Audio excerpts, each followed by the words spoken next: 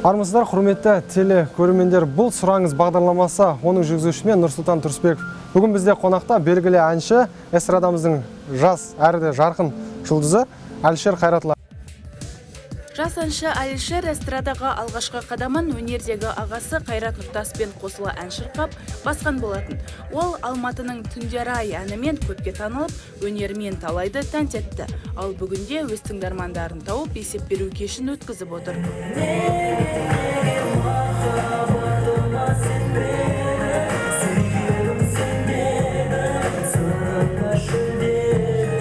Жылдың ішінде Әлішер Қайратұлы бірқатар белестерді бағындырды. Кәмелет жасқа енді толған ол қожынан 15-тен астам әндермен толықтырды. Бүгінде Шымкент тұрғындарын жаңа әндері тартымды биімен таңғалдырды.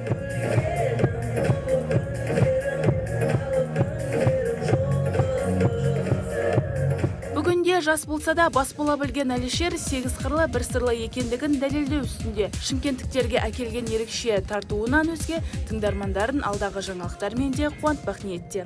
Концерттің жаңашылығы және басқа әншілердің ерекшелігі ол бізде шоу-программа, лазерлік программалар болады. Жақында мен осы кино түсіріп жатырмыз. Менің өзім жеке кином, бірақ өзім басты рөлде ойнамаймын. Бірақ Әлішер Қайратұлы продакшн болып жарыққа шығады. Алдағы уақытта жас әнші еліміздің түкпір-түкпірін аралап, жеке концертін өткізбек.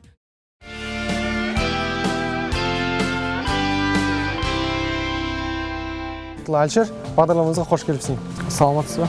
Енді сауалымызды бірден кешегі өткен концерттен бастасақ. Жалпы концерт қалай өтті? Кеше концерт ойдағыдай өтті деп ойлаймыз. Бәрі кеш керемет және өте көңілді әсермен қайтты деген ойдамыз. Есіңде болса, бұл нешінші концерт? Осы Қазақстан бойынша аралап келе жатқан. Бұл региондармен санағанда 20-шы концерт деп есептеуге болады. Басқа өңірлерге қарағанда Шымкент қалай қарсы алды сені? Өзінің бір ерекшелігімен, жақсы бір әсермен қарсы алды. Халқы өте жағымды және күшті шапалақтап, баршамыз бірге өлең айтып, жабылып, билеп, әрі керемет өтті деп ойлаймын. Әлішер, сондай Шымкентке осы жасаған сапарында қандай жаңалықтармен келдің? Жаңалықпен осы өзімнің жеке ән кешін беру және жақында кино түсірейін деп жатырмын. Осы Шымкент қаласында уже түсірілім басталып жатыр. Соған орай да келгем. Сонда өзіңді енді актер ретінде де сынап көрмексің ғой? Иә, өзімді актер ретінде сынап көрем, бірақ ол менің жеке кином болады, бірақ өзім басты рөлде ойнамаймын. Бұл жерде қандай кейіпкерді сомдамақшысың? Мен өзім өмірде қалай сондай адам болып ойнаймын, бірақ басқалар әзіл ретінде жанр болады. Кейбір танылатын және танылмайтын актерлар бар, жаста бұрыннан келе жатқан актерлар бар. Бірақ оның аттарын қазір айтпай қояйын, ол құпия болсын, бәршамызға қызықты болсын. Бірақ кино желтоқсанның аяқ күндерінде барша кинотеатрларда болады деген ойдамыз. Әлішерді қыздар көп мазалай ма? Болады, бар. Бірақ ол мен үшін де жақсы деп ойлаймын. Тыныштық бермей, телефонға қоңырау шалып, болмаса хат жазып жатқандар бар ма? Сыйлықтар жіберіп? Ондайлар бар, иә, әрине бар. Оларға ответ жазып, олармен бірге сөйлесіп, кездесіп де жатырмын. Ол мен тыңдармандарым және жанкүйерлер болған соң, олармен жақсы қарым-қатынаста болып жатырмыз. Шектен тыс мазалайтын тыңдармандарың бар ма? Оларға қалай жауап бересің?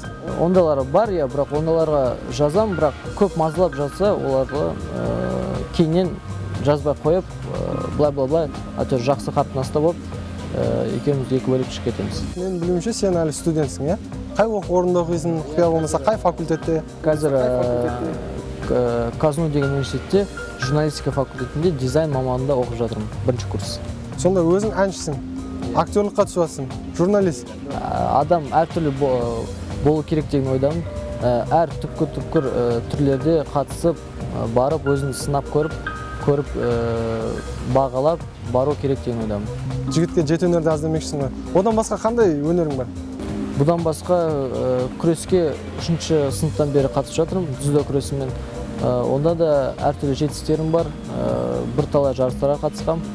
Жалпы әншілікті, актер өнерді жалпы былай қойып, сол күреспен айналысқанда Қазақстанның намысын қорғаймын деп ойлайсың ба? Қорғаймын деп ойлаймын. Жақсы спортшы шыға ма жалпы сенен?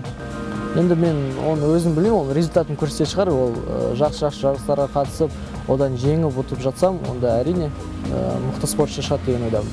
Жалпы сен осы гастрольдік сапарлармен Қазақстан әр түкпірлерін аралап жүресің, алыс жақын шетелдерге шығасың. Ал мына жақта сабақ қалай болып жатыр? Сол сабаққа барша тырысып барып жатырмыз. Қолымыз тигенде бос уақыт болғанда тез етіп барып, университетке барып, сол жаққа сабағымызды алып, тапсырмаларды алып, ол гастроль сапарда жасап, оларды өткізіп барып, солай екі ортада жүрміз. Мұғалімдер қысым жасамай ма? Жоқ, олай қысым жасамайды, оларға көп рахмет. Сол үшін түсініспеншілікке қарап, мені қолдап, әрдайым көмектесіп жатыр. Танымалдығың көмектесіп жатыр деп ойлайсың ба бұл жерде? Бұл енді оны мен білмеймін, ол түсінішілік деп ойлаймын, адамның өзінің адамгершілігі деп ойлаймын, мұғалімдердің сан ойы жеткілікті деп ойлаймын. Оқу орнын бітіргеннен кейін әнші боласың ба әлде журналистика қандайсың?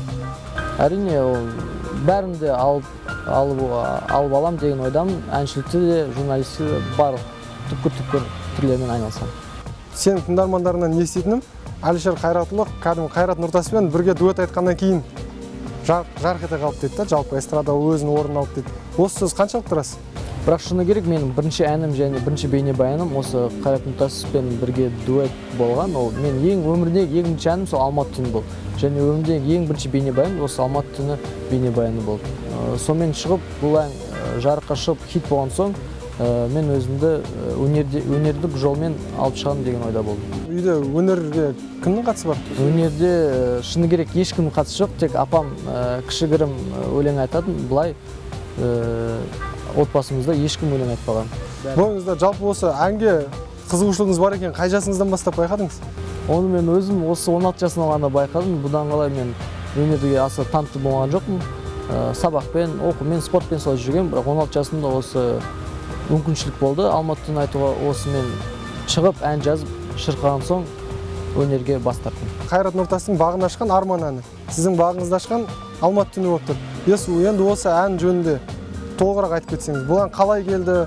Қайрат Нұртаспен дуэт айтуға қалай мүмкіндік туды деген сияқты. Бұл мүмкіншілік туғанда біз тойда екеуміз кездесіп, мен оның Гүлзира Татемовамен сөйлесіп, осындай ұсыныс тастағам. Олар ойланып көреміз деп, бір айдан кейін мені шақыртып алып, онда мүмкіншілік бізде бар деп, осы жақында Қайраттың жеке өзінің кеші болады, соған шырқап бір өлең айтып көріңдер деп ойлады. Сода Алматы түні деген ән болған.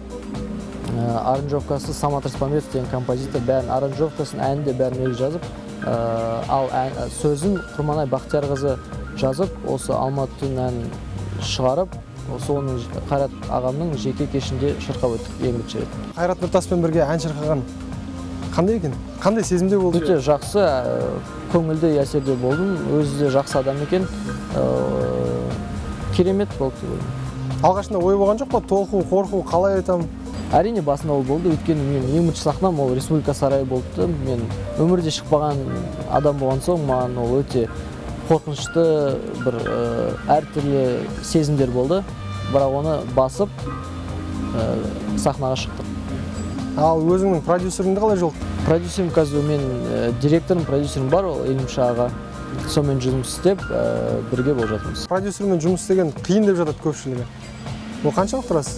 Сен өзің продюсермен жұмыс жасап жатсың? Иә, ол әр адамның өзінің мінезі де басқа түрлі факторлар болады ғой. Меніңше бізде директормен ешқандай бір қақтығыс сондай түкте жоқ. Бәрі бір ойда бір жұмыспен істеп келе жатыр. Соң адамгершілікті, инабатты болып жұмыс. Ал демеуші жағы қалай отыр? Өзіміздің концерттеріміз, өздеріміз тойларымыз бар, сонымен ақтап, ары қарай өзіміз жұмыстармен істеп жатырмыз. Той деп қалдың, жалпы тойға көп шығасың ба? Әзірше көп шығып жатқан жоқпын, өйткені меніңше ол қазір маған әлі керек жоқ. Аптасында бір рет шығып жатырмын. Ал гонорарың құпия болмаса қанша бір тойға? Гонорар $2000. Ең көп тойға шақыратын қай өңір? Ол әрине Алматының өзі керек. Енді бізде енді Алматының тойында көп болған дедім, мысалы Шымкент жаққа шақырады. Енді осы Қазақстан жалпы өңірлерін салыстырып қарағанда қалаларын қай жердің тойында ерекшелік бар деп ойлайсың? Ол Шымкентте әрине өте жақсы бір ерекшеліктері бар, өзінің тойларында адамдар да жақсы қарсы алады, өте тәрбиелі, өте жақсы мінездермен қарсы алады. Шымкентті өзінің жүрекке басқа бір ерекшелікпен тәнті болып жатырмын. Жалпы енді ән таңдаған кезде қалай таңдайсың? Әлде продюсерің ұсыныс жасайды, соған айта бересің бе? Әнді таңдаған кезде біз барша командамыз бар. Командамыз келіп, мен өзіме ұнаса да басқалардан ойымды сұраймын. басқа кейбіреулерін ұнамайды, кейбіреулерін ұнайды, сол бір ортақ ойға келіп, содан кейін бірақ қана өлеңді аламыз. Ал өзің жеке таңдап айтқан әнің бар ма? Мынау маған ұнайды, осыны өлсем де тірілсем де осы әнді айтамын деген ән бар ма? Ондай ән жоқ, өйткені маған ұнаса, басқаларға ұнамайды. Бірінке былай болады, бірақ сөйлесіп, ол маған түсіндіреді, мен оған түсіндіріп, соның әр өлеңді солай аламыз. Үйде көп болмайсың. Үйдегілерді сағынбайсың ба? Үйлерді өте қатты сағынамын, өйткені мен өзім Талдықорған жігітімін, Талдықоранды өте көп сағына беремін. Сен осы өнерге, осы әншілікке ауысқан кезде үйдегілер қалай қабылдады? Бірінші қарсы болып, ондай болған жоқ па? Басында мамаларым қарсы болды, өйткені оқуын не болады, сабағын, спортын не болады, соның бәрін уайымдап, бірақ осы кейбір кішігірім жетістіктері жетіп жатқан соң, көзі жетіп жатқан соң мамамның рұқсатын беріп, рұқсатын алып, алдынан өтіп, батанын алып, әкеден өнерге шықтым. Ал бос уақытта немен айналысасың? Бос уақыт бар ма жалпы сенде? Бос уақытым әзірше қазір жоқ, қазір әр сағат сайын бәрі жазылып тұрады. Бірақ кейбір уақыттар бос болып қалса, биге барам, вокалдарға соны қатысып жүрмін. Өзің қазір кездесіп жүрген қызың бар ма, құпия болмаса? Осы қызға үйленемін ау деген сияқты. Әлде отбасылық өмірді ойлап жүрген жоқсың? Кездесіп жүрген қызым жоқ, басым бос. Басың бос, ал Шымкент жақтан мазалап жатқан қыздар бар ма? Шымкент жақтан қыздар жазып, звондап жатқан қыздар бар, олармен кездесіп, бірақ қатты қарым-қатынасқа отырып жатқан жоқпыз. Бейнебаяндардың бәрін қайда түсіресің? Отандық па, әлде шетелге барып түсіресіңдер ме? Шетелде емес, ол Қазақстанның түпкір жерлеріне түсіріп жатырмын. Әртүрлі жақсы жерлерді, әдемі сұлу жерлерді алып, сондай фондарды алып, сол жақта түсіріп жатырмыз.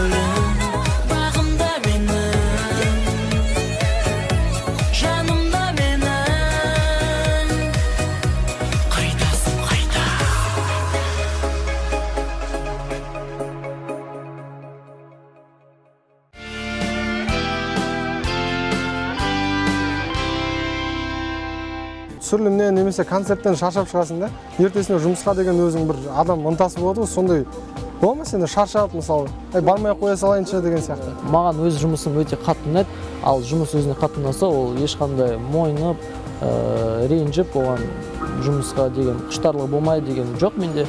Әрдайым жұмыс бітті, басқа жұмыспен айналысып жатырмыз. Өйткені маған өз жүрегіме лайықты жұмыс сол үшін. Болашақтағы жоспарлар қалай? Болашақта жоспарлар енді осы қазір осы күздің басты айларында қыркүйекте бастадық. Гастрольдік сапар оңтүстік Қазақстан облысының. Осы және келесі жылы планым ол Қазақстанның бәрі түкпір-түкпір жерлеріне барып, қалаларына барып өзімді таныстыру. Кімге еліктейсің? Өзім әзірше ешкімге еліктеп жатқан жоқпын. Өзімнің Әлішер Қайратұлы деген адамды жасап жатырмын. Дұрыс деп ойлайсың ба, мысалы біреуге еліктеп өскен? Басында ол дұрыс та шығар, өйткені өзінің ерекшелігін болмағанша шетелдік өзіміздің отандық әншілерден еліктеп, басында ол дұрыс деп ойлаймын. Мәселен, мынау Ернар Айдарды Қайрат Нұртасқа ұқсатып жатады. Сен де бір әншіге ұқсатып жатқан кездер болды ма өзің? Ол әрине осы енді бастап келе жатқанда мен өзім шетелдік Джастин Бибер деген әншімен лайық, оған стилін кішкене қуалап, сондай болған. Бірақ қазір дәл осы уақытта мен ешкімге еліктемей өзімнің бар талсынысымен жұмыс істеп жатырмын. Өзіңді тұлға ретінде қалыптастырып, керісінше саған біреу еліктеген олайсың, иә? Әлішер, олай болса біздің бағдарламаға уақыт бөліп, сұхбаттасқаның үшін рахмет, саған творчестволық табыстар тілейміз. Рахмет, сіздерге көп рахмет. Құрметті көрермендер, бүгін бізде қонақта болған белгілі әнші Әлішер Қайратұлы.